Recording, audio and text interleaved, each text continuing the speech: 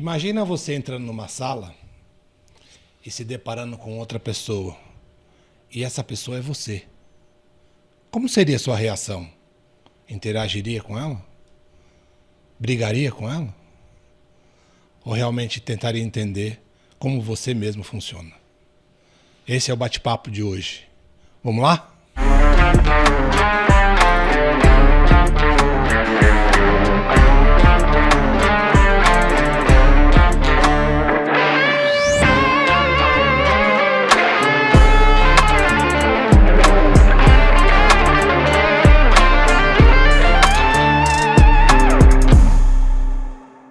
Olá, queridos podcasters e pessoas que nos acompanham nessa jornada de Quando Comi o Cérebro de Sócrates. Hoje nós vamos falar de um assunto que é bem intrigante. Vamos falar do eu mesmo, você encontrando com você mesmo. É isso mesmo, Dan? É isso, aliás, o subtítulo é Você Vale a Pena? Você vale a pena? Pauleira, né? Perguntar pra você mesmo se você vale a pena? Já tinha parado pra se perguntar Intrigante isso. Será mesmo. que eu valho a pena? Vale a pena no sentido de quê? Pô, eu encontrei comigo mesmo e, pô, será que é um cara legal de eu conversar? Todos. Tipo isso. Todos os sentidos, cara. A ideia desse episódio aqui, a gente conversando, vem de um conceito alemão, eu não sei se eu vou pronunciar direito, peço perdão aqui aos colegas alemães e alemãs, que acho que é alguma coisa como Doppelganger. Né? Da onde vem esse conceito? Vem de duas palavras. Doppel, que significa duplo ou dublê, ou né, o dobro, o outro. E Ganger, se eu estou pronunciando certo, mas que significa alguma coisa como andarilho. Então, um Doppelganger seria um outro você andando por esse mundo. E é um conceito que aparece em várias culturas. Depois eu vou citar aqui, eu vou contar um pouquinho a história de onde vem esse conceito, vem de um livro e tal. Mas em várias culturas se fala dessa figura de um duplo seu. Existe uma outra pessoa que é igualzinha ao Pai Lu, que pensa como o Pai Lu, que é o Pai Lu e que está no mundo. E pode estar aqui no bairro e você nunca encontrou, pode estar do outro lado do planeta. Existe um outro Júlio, um outro Danilo. Talvez mais do que um mito, essa é uma provocação bem psicológica. Né? Existe um outro você. Você se mostra socialmente, mas existe um outro você dentro da sua essência. Na soma de tudo isso, você vale a pena? Você gostaria de trocar uma ideia com você? Vocês já pararam para pensar isso? Não. Cara, sabe o que eu lembrei de um filme que certamente tem a ver com essa mesma teoria, que chama O Homem Duplicado. O diretor do O Homem Duplicado. O Homem Duplicado, exatamente essa é a ideia. E resumindo o filme, é mais ou menos o seguinte: o cara ele é um professor de história, tem uma vida pacata dele, se não me engano ele é casado também, e daí ele assiste algum filme e o ator do filme é exatamente igual a ele. Exatamente igual. E o cara mora, acho que na mesma cidade, ou numa cidade próxima. Aí sim, o cara ele fica totalmente tomado por essa ideia. Como assim existe esse outro cara? Ele começa a investigar o cara e o filme vai se desenrolando em cima disso. E é todo um drama psicológico mesmo, porque só o fato de você imaginar que existe alguém na Terra que é exatamente igual a você, ele já perturba ali, né? A gente começou a conversar sobre isso e o Pai Lu comentou: não, se tivesse um outro Pai Lu, eu ia matar o cara, sei lá, falou alguma coisa assim. Por quê? Dramática, né? Porque Pai Lu só tem um. Essa entidade só tem um. Então, mas é isso, assim, a gente, só o fato de questionar a sua unicidade, né? Não, eu sou o único, ele já cria um certo estresse, né? Em relação à sua existência. Unicidade. Interessante. Então, vou te contar aqui rapidamente, anotei, né, para poder lembrar. O termo Doppelganger, pelo que parece, né, na história, vem de um romance escrito por um alemão com nome em francês, pelo menos parece, Jean Paul, talvez se pronuncie diferente em alemão, Jean Paul, alguma coisa assim. E a novela, né, esse romance, se chama Siebenkas, alguma coisa assim. Cara, é de 1796.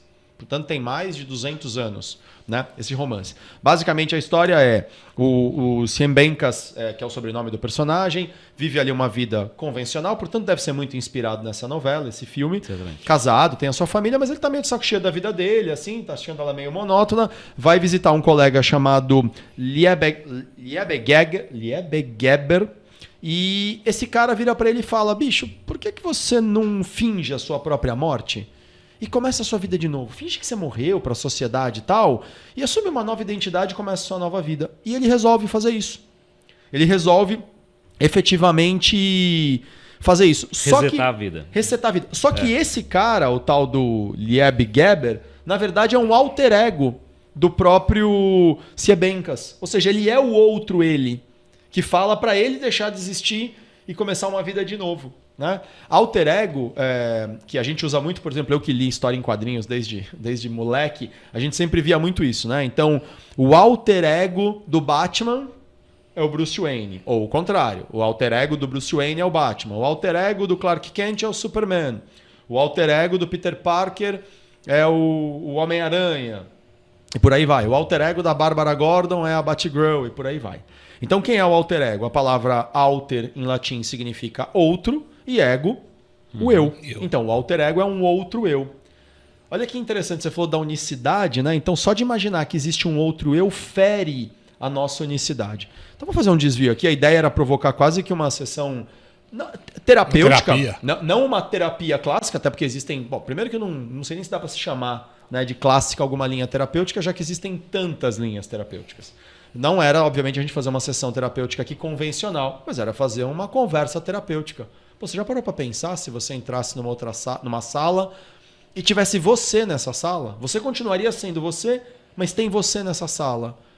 Seria bacana ter uma conversa com você? Te agradaria? E se te agrada no quê? E aí você está usando isso? E se não te agrada, você está trabalhando para melhorar esses pontos? Mas eu quero fazer um pequeno desvio nessa história da unicidade. Se a própria ideia de ter um outro eu, um outro Pailu, um outro Júlio, um outro Danilo existindo no mundo e, pô, eu achei que eu era único, nos fere, será que isso não fere outra pessoa também? E se fere outra pessoa, como é que o outro se sente quando a gente não aceita o outro, a outra, como esta pessoa é? Quando a gente tenta cagar regras, quando a gente tenta dizer para essa pessoa que ela tem que mudar para nos agradar. Uma coisa é, o indivíduo me traz aqui uma reclamação. Olha, eu estou trabalhando num lugar tal e eu estou detestando esse trabalho. Poxa, você já pensou em sair desse trabalho? O cara está querendo me mudar. Não, quem trouxe aqui, né, um desconforto com esse emprego foi você. Mas e quando muitas vezes a gente fala, essa pessoa devia fazer tal coisa, ele devia ouvir mais essa música, ela devia, né, fazer mais esporte, mesmo quando é para o bem.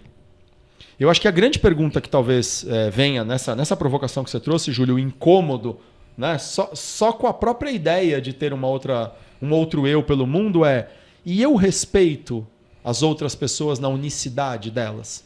Então, não, eu acho que a provocação é bem essa. Assim, a gente precisa se entender como único e não respeitar a unicidade, às vezes, é generalizar.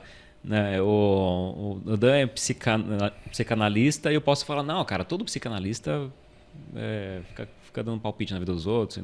Peraí, como é que você sabe disso? Então, assim, quando eu generalizo e eu trato a pessoa como, sei lá, como em termos gerais, eu acho que talvez seja uma forma de você desrespeitar essa unicidade, né?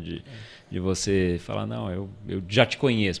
Como assim você já me conhece? Me trata de uma forma que, de repente, você nem me conhece e já vai me tratar daquela forma, né? Como um preconceito. Eu não sei do ponto de vista do psicoterapeuta, né?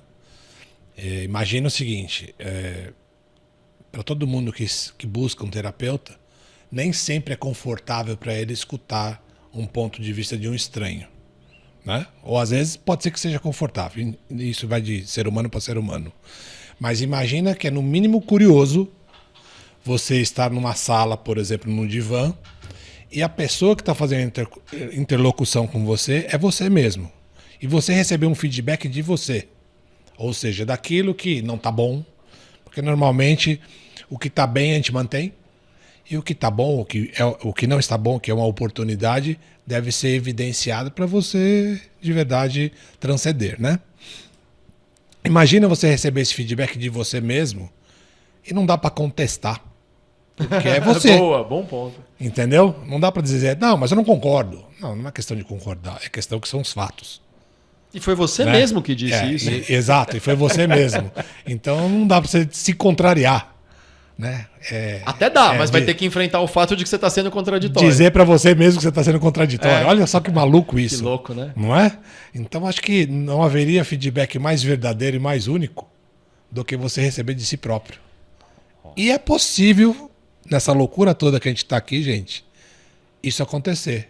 Basta você ter a coragem de falar isso para você mesmo no espelho.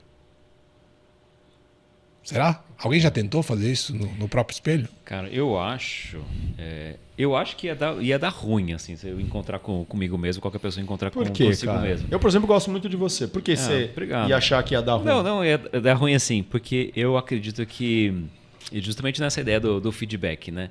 Se a gente reconhece o nosso erro na outra pessoa, geralmente é uma coisa que incomoda, né? Então, assim, se eu tenho um problema, eu não consigo, sei lá, eu não presto atenção nas pessoas enquanto estou conversando com elas. Digamos que seja uma coisa que é um erro meu, uma coisa que eu não faço bem. Aí, de repente, eu estou conversando comigo mesmo e você faz isso comigo, certamente isso vai tocar num ponto muito, muito, muito sério em mim, porque eu vejo aquele meu erro, aquela minha dificuldade refletida na outra pessoa.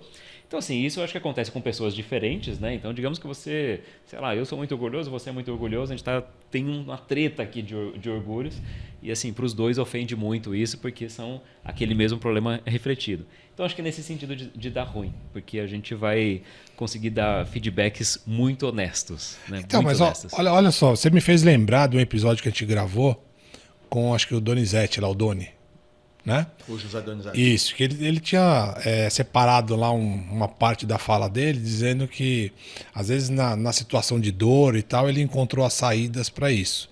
E para mim é como um mantra, tá? A gente aprende mais pela dor, que não esquece mais, do que pelo amor, infelizmente. Né? Às vezes a gente tenta, é a mesma coisa na arte marcial, a gente tenta ensinar as pessoas, tenta dar as técnicas por amor, mas nem sempre as pessoas que a gente interage aceitam isso. Mas então, das faixas de evolução que a gente falou com o Edu, talvez os mais orgulhosos aprendam mais pela dor. E é verdade, eu me vejo nesse grupo. Talvez pessoas mais transcendentes, mas pelo amor. Não, acho que independe. O que eu estou querendo trazer é o seguinte, você tem um jeito de explicar pelo amor e seria o melhor dos caminhos, tá? Mas nem sempre no amor marca bem, porque é uma zona de conforto. Quando é pela dor, é tão marcante que você não esquece nunca mais.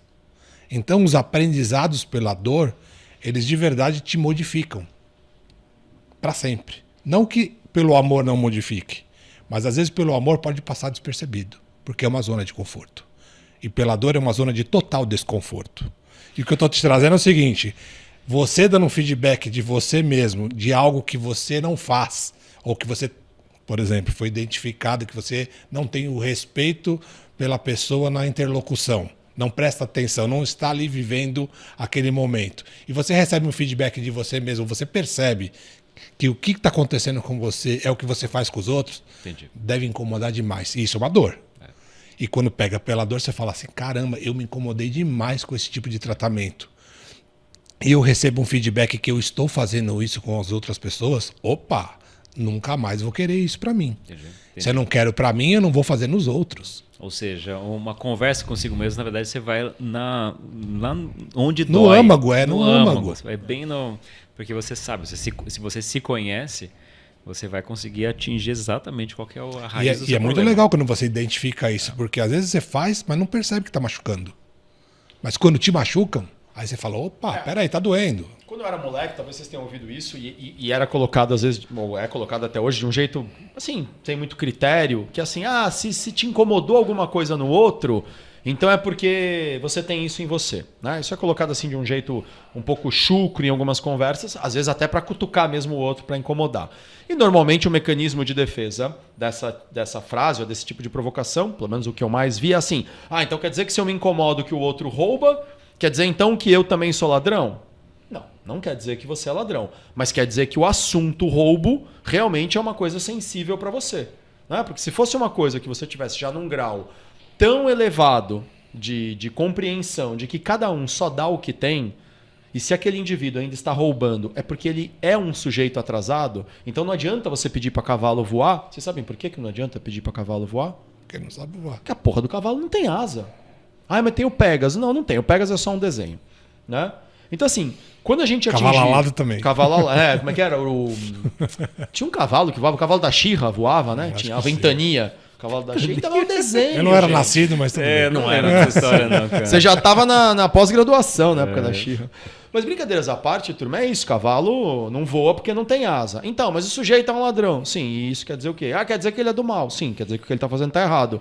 Mas vai adiantar alguma coisa você ficar dizendo para ele, esse cara é um absurdo, é um ladrão? O dia que você conseguir entender que ele só está dando o que ele tem, aí a gente pode praticar um pouco de generosidade. Porque só apontar o dedo e dizer ele é um ladrão e enfia ele dentro de uma prisão, vai fazer o seguinte, ou você mantém ele dentro da prisão para o resto da vida, e aí também nós não estamos ajudando em nada, né? Porque vira um mundo muito pesado, ou a pergunta é, ok, ele até talvez tenha que ir para a prisão, de acordo com a gravidade, etc. e tal. Se ele é um sujeito perverso e tem um distúrbio neurológico, psíquico, então tá, precisa ter um tratamento adequado a isso. Se ele é um sujeito moralmente atrasado, o que é que estamos fazendo para ajudá-lo? E é claro que isso é polêmico, porque é só vocês fazerem uma coisa que eu não recomendo para a saúde de vocês, que é ler comentário de notícia ou comentário de postagem em redes sociais. É um show de horror. É o sujeito dizendo, em nome de Jesus, você devia morrer porque você defende um ladrão. Aí você fala, é Jesus? O que na hora que estava lá crucificado perdoou o ladrão ao lado dele? Não, mas aí é diferente. Espera um pouquinho. Eu não estou dizendo que você tem que virar para o ladrão e falar, pode roubar mesmo. Mas se o indivíduo tem uma atitude atrasada, o que é que você está fazendo para ajudá-lo? Mas para começar, você está enxergando ele como um indivíduo? Indivíduo é aquele que não se divide. É aquele que não adianta. Ele só existe daquele jeito. E não é...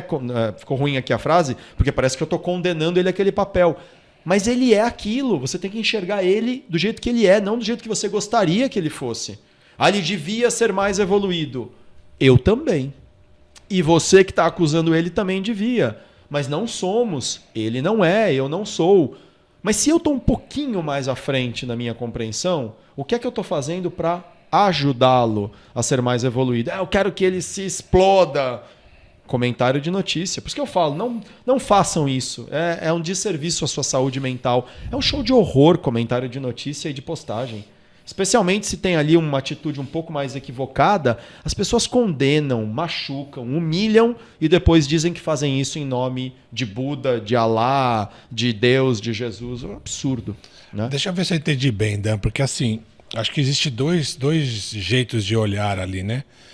No mundo que a gente vive hoje, para poder respeitar e ser respeitado, existem regras ou existem leis, certo? E as leis valem para todos, pelo menos no conceito. Então, se você fere uma lei, infringe ela, tem uma consequência. A consequência é uma punição, certo? Por conta da punição, as pessoas se policiam para não atravessar essa área limítrofe. Tio Freud explicou isso na questão, né, da civilização, né, dos Perfeito. pudores. Isso. Então, Totem e tabu. O Edu acho que até falou disso, você lembra? Quando a gente gravou com ele? Sim. Totem e tabu. Eu preciso de um totem, uma figura que o que ele falar tá falado. E o que ele fala vira tabu, vira regra. Porque senão, todo mundo sai machucando todo mundo, foda-se a consequência. Para não virar bagunça. Aí para não virar bagunça é o lance do viver no coletivo. Você castra, né, com as regras. Perfeito. Então tem assim, toda ação tem uma reação, tem uma consequência. Perfeito? Isso é um olhar. Então, isso está no Estado, está no laico. Na Constituição. Na Constituição, exatamente. Está no viver em comunidade. Agora, tem uma outra vertente em cima desse tema ainda, que é a percepção do ser humano para com outro ser humano. E aí que eu acho que entra a magia do amor, da compreensão, do entendimento. Mas isso não livra o cara do ato. Não. Entendeu? Então, se ele cometer uma atrocidade e todo mundo condena ele vai ser condenado porque, na regra, se matou alguém, vai preso. Ponto. Agora, talvez a parte envolvida, que esteja muito iluminada, esteja muito espiritualizada, vai dizer, olha, eu sofri por conta desse ato que aconteceu. Perdi um ente querido, por exemplo. Mas eu perdoo esse assunto. E o perdoar não significa que ele não será condenado. E nem tem como apagar o passado com o perdão. Eu não vou carregar esse peso sobre o determinado assunto que aconteceu. Mas isso é para você. Olha isso que louco. Né? Porque nós estamos falando de desenvolver espiritualidade para você ser mais leve. Sendo mais leve, você trata as pessoas mais leve também. Né? E assim, contamina no jeito positivo a comunidade e o planeta. Isso. E reconhecendo elas, Pailu, Júlio, onde elas estão. Ah, mas esse sujeito é muito primitivo. Verdade. O que um primitivo faz? Ah, um primitivo tenta levar vantagem sobre os outros. Certo. É bom isso? Não, não é. Machuca, né? E depois, se ele fizer isso, vai ter consequências. As consequências também não são boas para ele. Acho que a gente já falou disso, ou eu falei em algum outro fórum, vocês me perdoem aqui. Se a gente chegar para um indivíduo que faz o mal, né? Não vou nem chegar no extremo, tá? Um indivíduo que foi lá e roubou alguém. Ele foi lá e, né, furtou alguém e tal, foi pego e foi condenado. Se você virar para ele e falar assim, cara, você gostaria que fizessem isso com você? Na imensa maioria das vezes a resposta é não, claro que não. E onde é que eu quero chegar com isso? Até quem pratica o mal quer que façam com ele ou com ela o bem. Então o bem é o lugar aonde a gente quer chegar. Pô, então por que este cara que praticou o mal assim o fez? Porque ele é um ignorante. Porque ele está em outro nível de Não compreensão. estou discutindo aqui se o indivíduo tem um problema neurológico, o que é um negócio seríssimo de ser abordado e diagnosticado. Olha, esse cara é um pervertido, ele tem uma disfunção neurológica, ele é um psicopata, ele é incapaz de sentir alguma coisa pelo outro.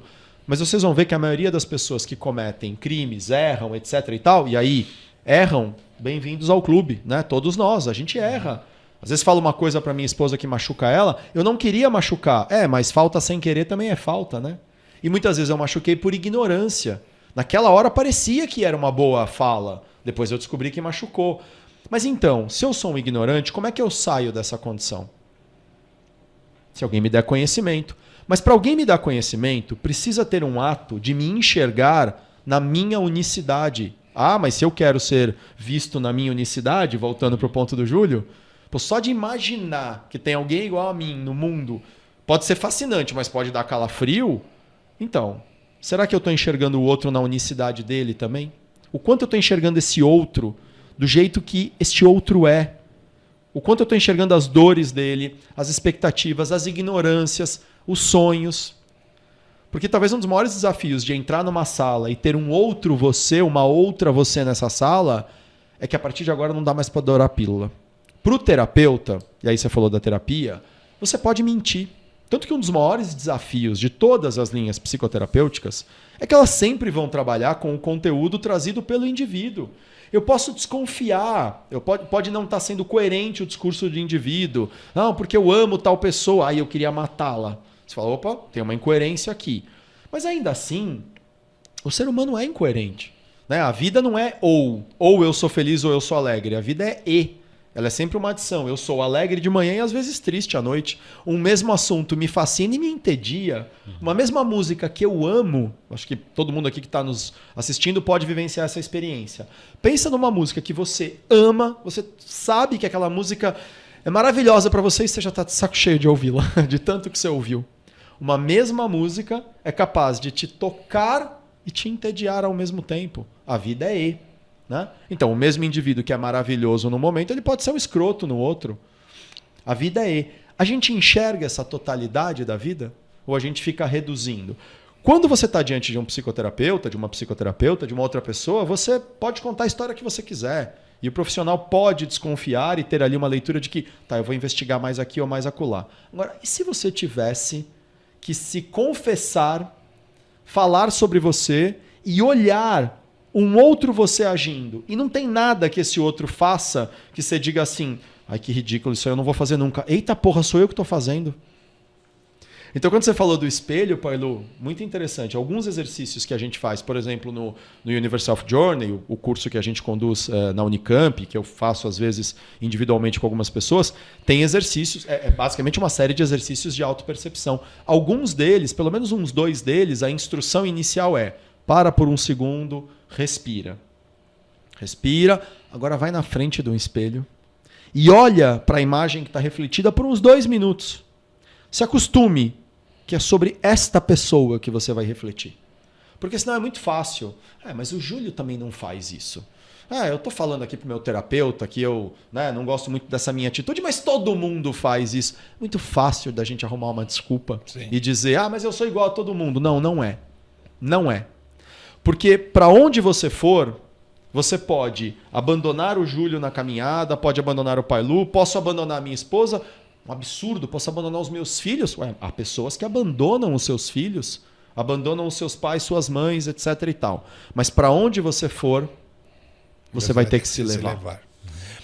Quem é esse você que está sendo levado para todos os lugares para onde você vai?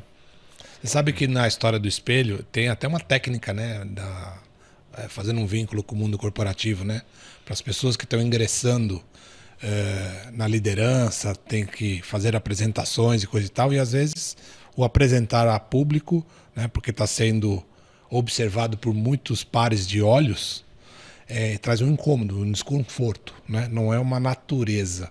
E falar em frente ao espelho começa uma primeira técnica para você desinibir. A segunda grande técnica é, com a tecnologia que vem embarcada agora, né, você se gravar fazendo uma apresentação. Perfeito. E depois você assiste a si próprio. Olha que legal, você está vendo você. E aí você vai ver que tem diversas coisas que você sente, sensações do tipo a bochecha esquenta, a falta de ar vem, o calor no corpo todo, a sensação de que estou sendo julgado, né? Às vezes eu mexo no olho estou toda sendo hora. julgado, né? E os batimentos cardíacos parece que vão sair pela boca, né? O coração parece que vai pular da boca. Tudo isso não aparece numa apresentação. Quando você olha o próprio vídeo, você se vê natural, normal. E é como as pessoas vão te ver. Então olha que interessante se aproveitar da tecnologia para entender um pouco mais de você mesmo. Julião é dono de um escritório de arquitetura. Já falou aqui várias vezes, tal. E eu vou contar uma história, Júlio, que tem muito a ver com isso, né? Com casa. Quando nós tivemos a experiência de construir uma casa, que foi uma coisa que eu não tinha nenhum sonho na minha vida assim de construir. Quando era moleque tinha sonho de ter uma casa assim, assada, mas nunca imaginei construir, né? Você acompanha a obra tal e vai acompanhando finalmente, né? A colocação dos pisos e tal. E depois vai decorar, então você está vendo cada detalhe. E aí eu começava a ver algumas coisas que me incomodavam, uma pintura que não ficou boa ali, uma rachadurinha, às vezes, numa parede, né, que é uma trinca, né, que se chama, quando é a massa, né, não é a estrutura, não é a parede. Normal, né? Normal e tal. Cara, e aquilo começou a me incomodar. Mas onde é que veio a surpresa? Conforme as pessoas começaram a visitar a nossa casa, e é um prazer, particularmente eu e minha esposa, a gente ama de coração receber pessoas. A gente tem uma hora... assim, nosso coração fica quente de receber alguém, a pessoa fala, como foi gostoso vir aqui, como foi gostoso bater esse papo. Mas eu me preocupava, eu falava, a pessoa vai ver, né, essa parede meio manchada, vai pensar que eu sou um relapso. A pessoa vai ver essa parede trincada, vai pensar, nossa, nem soube construir a casa direito e tal. Pois bem, o que eu comecei a fazer? Eu tô te chamando a atenção disso, Júlio, para saber se outros clientes já te relataram passar por essa neurose. Não. A pessoa entrava na minha casa... Eu começava já a dizer, olha, bicho, não repara aqui essa parte aqui que não está bem pintada? Você chamou atenção para aquilo? Cara, quantas vezes as pessoas falavam para mim? Eu nem ia ver. Cara, eu entrei na sua casa e até você apontar, eu nem tinha visto isso. Aí nessa casa nova, porque agora a gente está numa outra casa, tivemos a insanidade de construir uma segunda casa, eu estou tentando me controlar para fazer diferente. Pessoal, quantas vezes aquele risco ali que está me incomodando e tal... A pessoa não é que ela viu e não me falou nada. Ela nem olhou para aquela direção. E a gente ali pondo uma lente de aumento naquilo. Né? Então você vê, o que no final das contas tá puxando a nossa conversa? O orgulho. O quanto você está preso ao orgulho e, portanto, tem medo de olhar para você mesmo e dizer, tá bom, esse sou eu. Do que você tem medo? Né? Se você entrasse numa sala e tivesse outro você, do que você ia ter medo, né? de escutar essa pessoa falar? Você perguntou se algum outro cliente faz isso, eu diria acho que a maioria faz. A maioria faz? A maioria faz isso. Somos seres neuróticos. É uma orientação, que geralmente a Raquel fala. Geralmente quando chega na casa, a cliente está mostrando, mas é porque o pedreiro não acertou isso aqui. Aí geralmente a Raquel e ela me falou isso da última vez, foi uma bênção ela ter dito isso pra mim. De coração, sabe? Deu um alívio. Ela falou, olha, você é o único que tá vendo isso. É isso. Assim, se você apontar, as outras pessoas também vão ver. Mas é interessante essa provocação, porque é isso, às vezes a gente olha para a nossa casa, né, estendendo um pouquinho essa analogia, e a gente vê coisas que precisam ser corrigidas, ser consertadas. E realmente são coisas que você está reparando. E às vezes a gente vai estendendo aquilo e ele tem um peso muito maior para a gente por não tratar do que para as outras pessoas que estão tendo contato com aquilo, né? E eu entendi sua provocação, né? A gente não tem essa possibilidade de encontrar nós mesmos e ter esse bate-papo franco, né? Do tipo, olha, Júlio, você está fazendo tal coisa e ser totalmente franco assim com uma outra pessoa, a gente não vai ter essa oportunidade, mas por outro lado a gente tem a nossa oportunidade de ser honestos com a gente mesmo, né? De olhar para o espelho e ter essa provocação e falar, olha, tá ok, eu estou vendo que tem essa rachadura aqui, eu preciso corrigir ela, né? Eu preciso fazer essa obra na minha casa. Tem até umas considerações que se fazem nas redes sociais, né? Do tipo, por que você veste a melhor roupa para encontrar um amigo e não veste sua melhor roupa para estar com a tua própria família? Genial isso. Por que você guarda a louça específica ou talher específico para quando vier uma visita, mas você não usa no seu dia a dia? Com seus filhos. Por quê? Você quer fazer uma imagem para com o estranho e quer fazer outra imagem para com os seus semelhantes. Ou você mesmo, né? Ou com as pessoas que te conhecem no dia a dia, ou com você mesmo. Por quê? Por que dois eus? Você quer um exemplo mais pauleira que esse, Pailu? Minha avó tem 96 anos, está viva até hoje, né? Mora, engraçado, pelo menos até hoje que nós estamos gravando. Vó, segura a bronca aí, hein?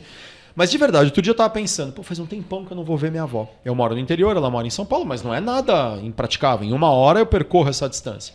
Mas um final de semana tem isso, no outro tem aquilo, no outro tem não sei o que e tal, beleza. Pois bem, se ela ou qualquer outra pessoa que eu tô dando, né, uma desculpa de que eu não tenho tempo de ver, como um amigo meu, essa história veio quando um amigo meu, você lembra do Leandro Boffa? Que trabalhou na Shandong, um loirinho, sim, nós estudamos juntos e tal, e depois acho que ele trabalhou... Será que ele trabalhou com você? Você trabalhou na Shandong? Não, eu não me recordo. Não, você não. Mas você deve ter encontrado com ele algumas vezes, ele frequentava muito o bar que eu tinha lá na Vila Madalena e tal. Bom, e aí o Lê faleceu há uns 2 anos atrás e tal. E a gente tava naquela de, Lê, eu sempre falei muito com ele e tal, e estávamos, foi durante a pandemia, Lê, agora que a pandemia tá ficando mais tranquila, precisamos nos ver, putz, que legal e tal. Ele tinha lá uma questão de saúde e ele faleceu. O que eu fiz? Eu desmarquei todos os atendimentos daquela manhã e fui para São Paulo no velório dele. Sabe o que eu falei para ele no velório? Nada, ele estava morto. Eu posso conversar com ele espiritualmente? Posso, mas aí eu posso conversar com qualquer pessoa, né? Mas você viu, você estava preocupado com a questão, sem saber, tá? Não me interprete mal.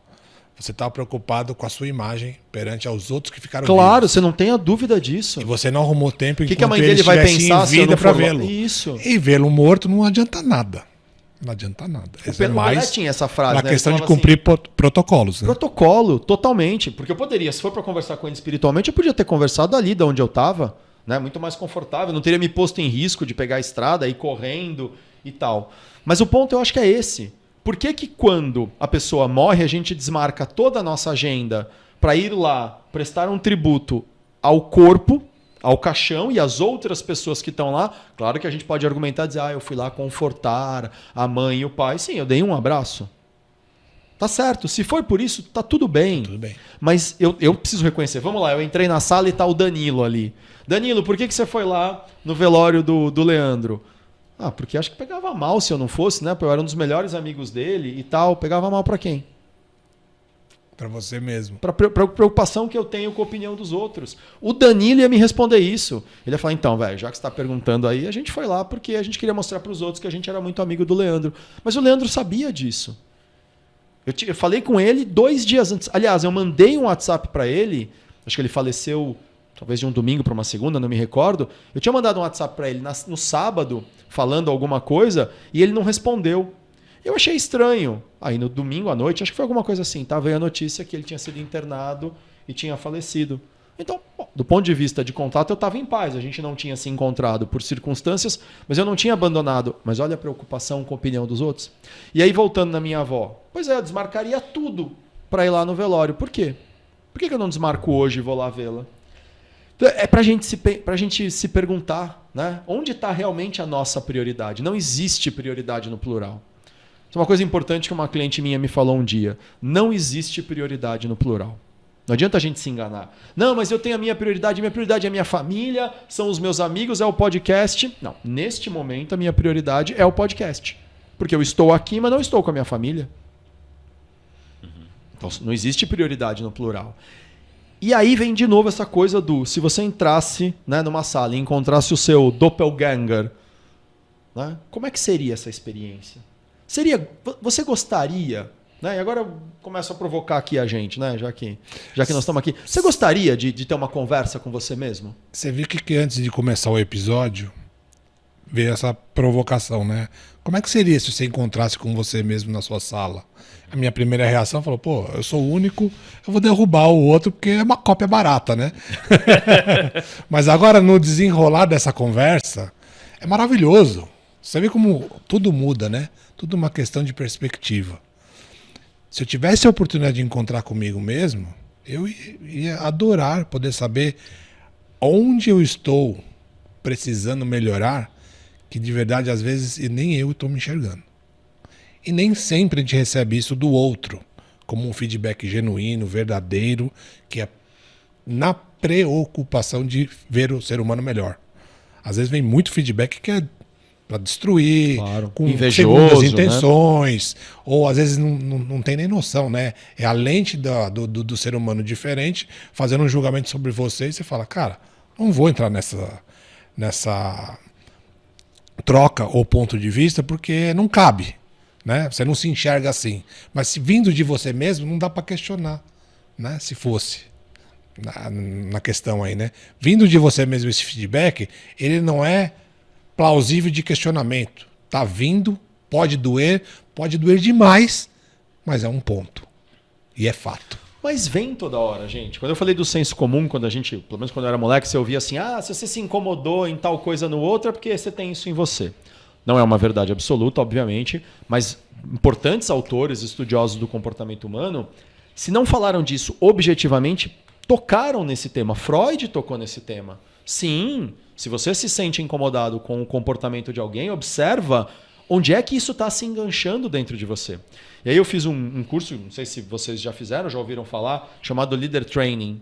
É mais um daqueles cursos que o nome não faz jus ao que acontece ali, né? Porque Leader Training, numa tradução, seria um treinamento para liderança, e fica parecendo uma coisa corporativa. Mas não é. É um treinamento para você aprender a lidar com as suas emoções, liderar a sua própria vida, né?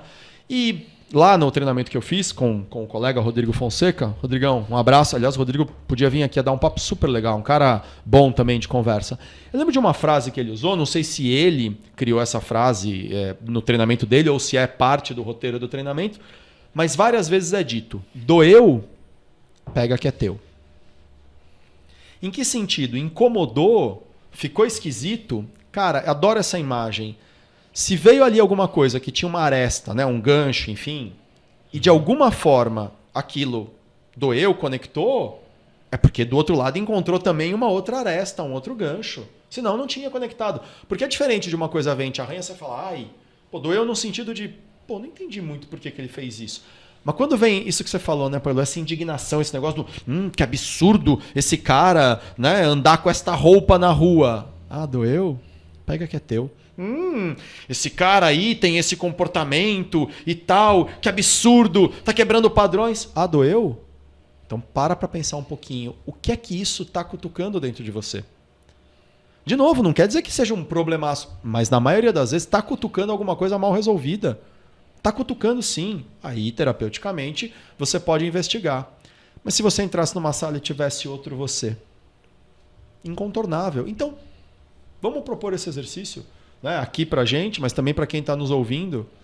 Pailu, se você entrasse numa sala e tivesse um outro Pailu, o que seria extraordinário de ver nessa pessoa? Não doura a pílula, não, sem falsa modéstia. O que você ia adorar ver nesse Pailu que ia estar nessa sala? Eu ia adorar saber o que eu preciso fazer para ser um ser humano melhor, que às vezes eu entendo como ser humano e acho que estou fazendo bem. E não significa que eu estou fazendo bem. Da minha lente, pode ser que sim. Da lente de quem vai me dar o feedback e sendo eu mesmo, não é questionável, certo? Pode ser que seja uma outra leitura. E olha que riqueza tá em receber sem questionar. Receba. Se você vai fazer alguma mudança com ela ou não, aí é com você. Mas receba esse feedback. Entendeu? Então, e o que o Pailu ia falar para você? Quem dá o feedback, né? Não dá para falar a gente com a gente mesmo, né? Mas tô dizendo do interlocutor. Quem dá o feedback também tem uma missão muito pesada, de grande responsabilidade. Porque se ele dá um feedback que não é genuíno, pode estragar, claro, pode piorar, né? Mas quem recebe deveria receber sem os questionamentos. Sabe? Receba Se doeu, doeu muito ou não sentiu nada, é outra questão. Receba primeiro, digere. E depois você disse o que você quer fazer com isso. Né? Então, para mim, seria maravilhoso poder receber isso nu e cru e eu poder fazer a minha reflexão do tipo, aonde eu estou indo bem e aonde eu estou pecando. Não, mas vamos na parte boa. Júlio, me ajuda aqui que eu não estou sendo bem sucedido. Não, Pailu, acho... você entrou na sala, tem outro Pailu. Você sabe o que vai ter ali. Você vive nesse corpo. O que vai ser extra? O que você sabe que vai ser legal de ver ali? Não, porque, Dan, mas fala de um ponto. Tem um ponto aí, eu acho que você como psicanalista vai entender. Tem um ponto que às vezes você acha que está bem. Você acha. E é assim que eu enxergo. E é isso que eu quero saber. Uma coisa boa você que pode você estar enxerga em se você. enganando inconscientemente. Mas imagina que tem uma lente verdadeira que vai te dizer, olha, você está enxergando assim, não, mas não peraí. é Tá o Pailu e o Pailu. ruim, Os né? dois concordam na mesma coisa. O que os dois vão concordar sobre uma coisa boa do Pailu? Que se o Pailu falar, o Pailu vai ouvir e vai dizer, é verdade, é bom mesmo. É o Pailu com o Pailu, não tem um segundo elemento diferente. É uma coisa doida, né? Dois Pailus. Onde eles vão concordar que tem uma coisa boa no Pailu? Sabe uma amostra disso? Não sei. Onde tem uma coisa boa no Júlio? Sabe uma amostra disso? Às vezes eu escrevo alguma coisa, algum texto, e aí outro dia eu estava lendo alguma coisa que eu tinha escrito há uns 10 anos atrás. Eu li e falei, nossa, eu concordo muito com isso. Que lindo isso. Eu concordo muito com isso, porque assim, eu me vejo aqui escrevendo, porque assim, eu não lembrava aquilo que eu tinha escrito, né? Mas eu lendo alguma coisa que eu escrevi, eu falei, nossa, é verdade, eu penso exatamente assim. Acho que tem uma coisa Isso é super legal que, pelo menos transita para mim, e não sei se transita para outros. Quando você valoriza muito você mesmo, como é que a sociedade te enxerga? Ou quais foram os protocolos que a sociedade colocou? Orgulhoso, arrogante. Você é ego inflado, arrogante, orgulhoso demais. Especialmente se você fica propagandeando Então, muito exato. isso, né? Exato, tudo depende do tom e da quantidade, né? Mas o meu ponto é, quando você é bom numa coisa, se você falar eu sou bom nessa coisa, você nos protocolos será mal visto. Então você tende a abafar aquilo que você é muito bom. E às vezes você é master naquilo e fica se subjugando, dizendo, não, eu não sou tão bom assim não. Por quê? Porque você não quer entrar naquela seara dos protocolos. Não quer ter que enfrentar a opinião alheia. Só que talvez o melhor dos mundos seria você estar resolvido consigo próprio e dizer, eu vou falar que eu sou foda, e sou foda se me mesmo. perguntarem, inclusive, não. E se disserem pra mim, você tá sendo egoísta, você tá sendo ego inflado, você tá sendo super arrogante com as pessoas, eu não me importo. Aí vai ser mais arrogante ainda. Mas no fundo, você com você mesmo, você tem que saber se você tá sendo arrogante ou não. E até agora ele não me respondeu. Pailu, onde você é foda? É o Pailu que tá perguntando pro Pailu. O que o Pailu responde? Não sei que eu sou foda, cara. Onde você é foda, Júlio? Cara, eu acho que eu sou uma pessoa bastante paciente, compreensivo e empático. É? Eu acho. Não? Eu concordo. Não, eu Foi uma pergunta. Do que eu conheço, eu concordo. Não, mas eu não sou o Júlio. Não, não vou dizer que eu sou foda, mas assim, eu, por exemplo, a paciência, eu não estouro por nada, assim. Eu não vou eu já não posso dizer te desrespeitar por nada. E isso eu acho que é uma qualidade, uma característica positiva. Acho que tem uma coisa muito que eu me orgulho. Eu sou genuíno com todo mundo. Se eu não gosto e ponto. Eu não faço questão assim, eu não gosto, mas vou tentar tratar muito bem, vou ser subserviente para poder tentar entrar no equilíbrio, se entender aqui, né? Não gosto, não vou ser mal educado, não vou deixar de ser uma pessoa, um ser humano, um civilizado. Você não finge. Né? Exato, mas não vou adorar. Se eu adoro, eu falo na cara, eu adoro. Se eu não adoro, eu não vou falar nada. E não adianta tentar arrancar, pô, você gosta de mim, né? Você quer ouvir mesmo? Quero. Eu não gosto. Então isso, eu já paguei um preço muito caro por fazer escolhas do tipo, vou ser extremamente transparente, bem cristal. Né? Mas, de novo, eu deito no travesseiro e durmo, gente. Durmo bem tranquilo. De novo, às vezes a gente, por muito tempo, se preocupa com a opinião dos outros. E, na verdade, você deveria se preocupar consigo próprio. Se aquelas pessoas te julgam e te tratam mal por determinada atitude ou determinado comportamento, questione a si próprio se são essas as pessoas que deveriam ter a sua roda.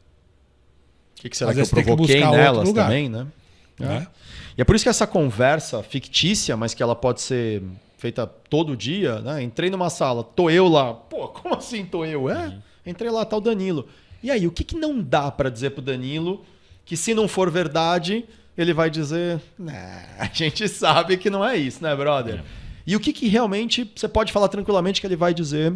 E o que você é muito bom? Já que você deu paulada na gente, vou dar paulada de volta. Não, eu sou muito bom, cara, em estudar. Eu gosto muito de estudar, eu tenho prazer e facilidade em estudar. É pra você. Outras coisas que sejam para com os outros. Vou chegar lá.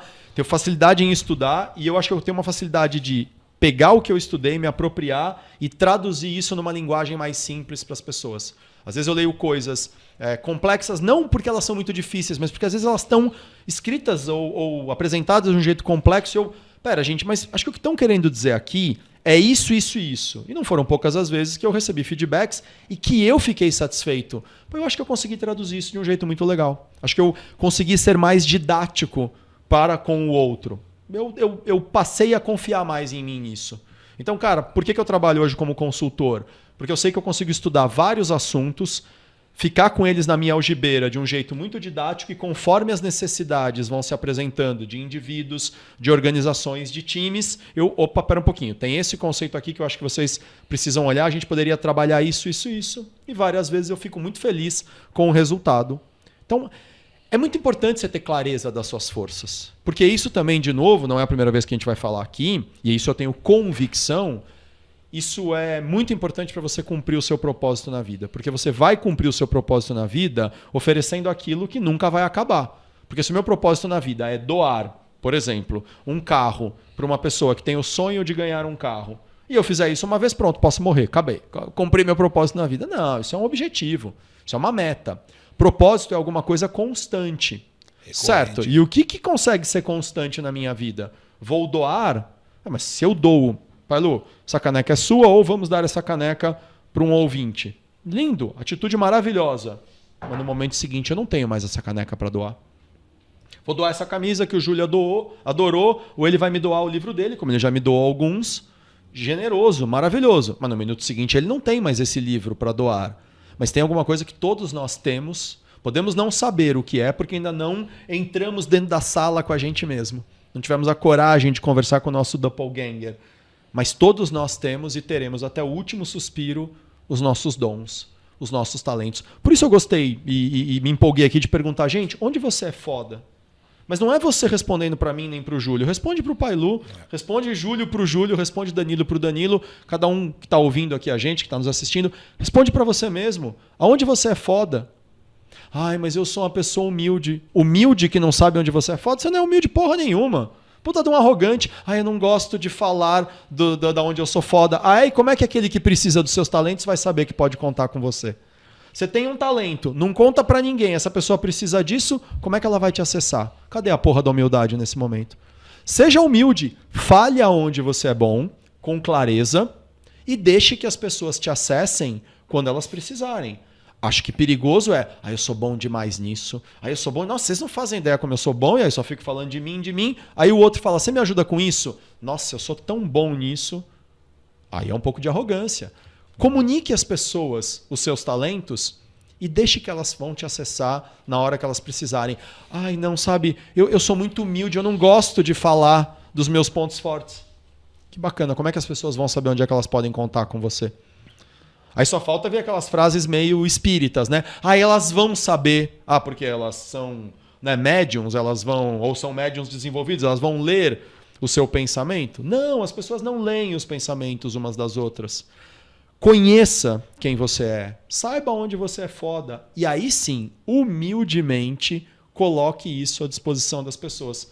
Mas para elas saberem que se um dia elas precisarem ter uma conversa com alguém calmo, ponderado, elas podem procurar o Júlio, elas precisam saber que o Júlio tem isso para oferecer. Se elas quiserem uma conversa franca, cara, eu não quero que ninguém me agrade. Elas precisam saber que elas podem encontrar isso no Pai Lu. Se elas quiserem alguém que ajude a estudar e talvez traduzir isso de um jeito mais didático, elas podem procurar o Danilo. Elas precisam saber que o Danilo tem isso para oferecer. Mas o Danilo sabe? O Pai Lu sabe? O Júlio sabe? Se a resposta é não, como é que eu comunico isso para os outros?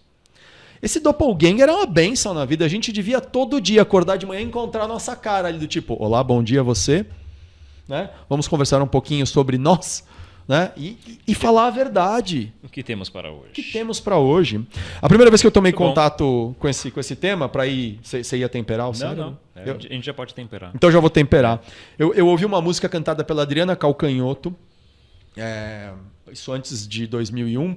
Eu estou usando 2001 aqui como uma referência porque foi o ano que eu fui morar em Portugal. E a música chamava-se O Outro. Aí quando eu fui morar em Portugal é que eu descobri, porque eu não tinha prestado atenção antes, que essa música dela era baseada num poema de um poeta português chamado Mário de Sá Carneiro. Espetacular esse poeta. Recomendo que vocês conheçam um pouco mais dele. Anotei aqui. E a poesia diz assim: eu não sou eu, nem sou o outro. Sou qualquer coisa de intermédio, pilar da ponte do tédio que vai de mim para o outro. Muitos ângulos para interpretar o poema, né? Mas foi a primeira vez que eu fiquei pensando assim, eu não sou eu, nem sou o outro. Caramba, quem sou eu então? Mas por algum motivo eu consegui olhar para aquilo me enxergando de fora de mim, né? Filosoficamente. E aí, cara, depois fui ler uma história em quadrinhos de um personagem chamado Human Target, né? Alvo humano, traduzido para o português, onde pela primeira vez eu ouvi falar desse conceito do doppelganger. Esse é um personagem, é um cara que nem tem superpoder, ele tem só uma habilidade de se fazer passar por outra pessoa, ele consegue se fantasiar e imitar os trejeitos de outras pessoas, tanto que ele é tipo uma espécie de espião. E aí numa história ele encontra um outro ele. E aí a loucura é essa, né? Ele que sempre imita as pessoas, né? Que é um tipo de um camaleão de outras pessoas, descobre que existe um outro ele. E aí foi quando eu ouvi esse termo doppelganger pela primeira vez. Falei, que loucura. E depois fui estudar Lacan, Jacques Lacan, falar de certa forma sobre isso no conceito do estádio do espelho. E de repente, quando a gente estava pensando em temas, eu pensei, caramba, uma coisa que a gente deveria fazer para ter uma vida mais equilibrada é falar a verdade para nós mesmos, né? Porque a verdade é inexorável. Inexorável, se eu entendi direito, significa alguma coisa que nunca estraga. A mentira tem prazo de validade. Qual é o prazo de validade dela? Até que alguém descubra e diga. A verdade é inexorável. Se eu falei a verdade, ela pode doer, eu posso estar equivocado, mas era a verdade. Eu errei, mas eu errei falando a verdade. Eu me confundi, mas eu falei a verdade, era o que eu achava mesmo naquele momento. Poxa, esse exercício de entrar numa sala, o Júlio entra numa sala, quem está sentado lá? O Júlio. Caceta, nada do que eu falar aqui vai enganar o outro? Pô, entrei numa sala, tá o Pailu. O Pailu entrou numa sala, tem outro Pailu. E agora? Agora eu vou dar um nó nesse cara. Esse cara é você. Então eu convido todo mundo que está nos ouvindo, entra numa sala e imagina que está você nessa sala. O que não tem, né, volta que você dê, nó que você dê, que o outro vai dizer, eu sei que não é verdade. E só dando um último tempero, concluindo a conversa, eu acho que todo esse papo, ele não é exatamente uma introspecção. Todo esse papo não é para você se ensimesmar, né? Para você ficar mais dentro de você mesmo, porque eu preciso trabalhar o meu eu. Na verdade, isso tem tudo a ver com relacionamento. Na verdade, a provocação tente se relacionar para você mesmo, para você entender como que você se relaciona com as outras pessoas. Né? Eu acho que é mais ou menos isso. Assim, porque os outros te enxergam. Exato. Assim, a provocação tente enxergar como que as outras pessoas estão te enxergando. Então, assim, você sentou de frente para você mesmo, você está vendo como que uma outra pessoa está te vendo. Então, diante disso, você tem que valorizar aquilo que você está contribuindo e, de repente, corrigir coisas que que precisam ser corrigidas. Então, não é um papo de autoajuda, né? No sentido de, não, eu preciso melhorar porque o meu eu interior, eu preciso trabalhar. Não é. É porque você faz parte de um todo e você está se relacionando. E as pessoas estão te enxergando de alguma forma e você tem coisas tanto para oferecer quanto para trabalhar dentro de você mesmo. Justo. Por conta desse relacionamento. Se eu piso na bola nisso, significa que eu estou pisando na bola com qualquer pessoa que se relacione comigo. Posso contar a mentira que eu quiser para mim, mas se está machucando o outro, então eu tenho que lidar com a consequência disso. Agora, não dá para dizer, não é. Não é. Pô. Lembra de uma última história aqui, o cara de camelo, eu devo ter contado aqui, vocês me perdoem, mas é bem rápido. Uma pessoa chega para você e fala, Júlio, Pailu, Danilo, você tem uma cara de camelo. Você fala, o que você faz com isso? Nada. Você não sabe qual é a opinião dele sobre camelo, você não sabe nem qual é a referência que ele tem de camelo. É uma foto, é um desenho, ele viu no maço de cigarro da Camel.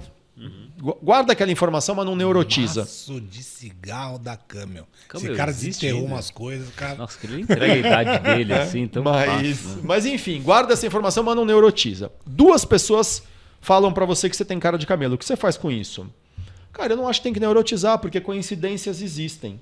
3 pessoas falam pra você que você tem cara de camelo. Corre e vai olhar no espelho. Porque aí não é mais uma questão de eu não ligo para a opinião dos outros. Mas espera, se tanta gente te fala a mesma coisa, será que não é só você que está querendo fingir que aquilo não é teu? Então entra numa sala e conversa com você mesmo. Tenta mentir para você mesmo. Pode ser um exercício extraordinário, né? É isso aí. Para mim, a reflexão que fica aqui, cara, dessa conversa, é que descubra em você mesmo no que você é muito foda. E se naquilo que você é foda, de que forma você pode fazer o bem para outras pessoas? Lindo. Adorei. Entendeu? Com base nisso, se a gente multiplicar, seguramente a gente tem um mundo melhor. E não importa no que você é bom, hein? Não importa. Eu posso ser bom em queda de braço. De que forma a queda de braço pode ajudar outras pessoas? Encontre o caminho. Faça isso, você vai ter um mundo melhor. Não tenha dúvida. Se cada um der o seu melhor para o mundo é o mundo é melhor. É matemático, né? Isso aí. Maravilha. Bom, eu finalizo com um ditado zen budista que diz: os olhos enxergam tudo, menos os próprios olhos. A não ser que você encontre o seu doppelganger. Caramba, agora eu tô vendo o meu olho. Agora, meu amigo, encara a verdade. Ou mais fácil ainda, se você olhar para um espelho. Boa, boa. Julião, quem que abriu hoje? Foi o Pailu? Pai Lu, falou. Julião, tem algum fechamento aqui? Não, já Um temperei, ele tá super temperado. Então- Se colocar mais sal, ele passa. Estamos aí, visite o seu eu e descubra onde você é foda. Porra! Esse é Obrigado, recorte, gente. recorte de Instagram. demais. Obrigado por nos acompanhar, obrigado pelo seu tempo e seja a melhor versão de você mesmo. Uau. Ok? Até a próxima. Nos vemos semana que vem.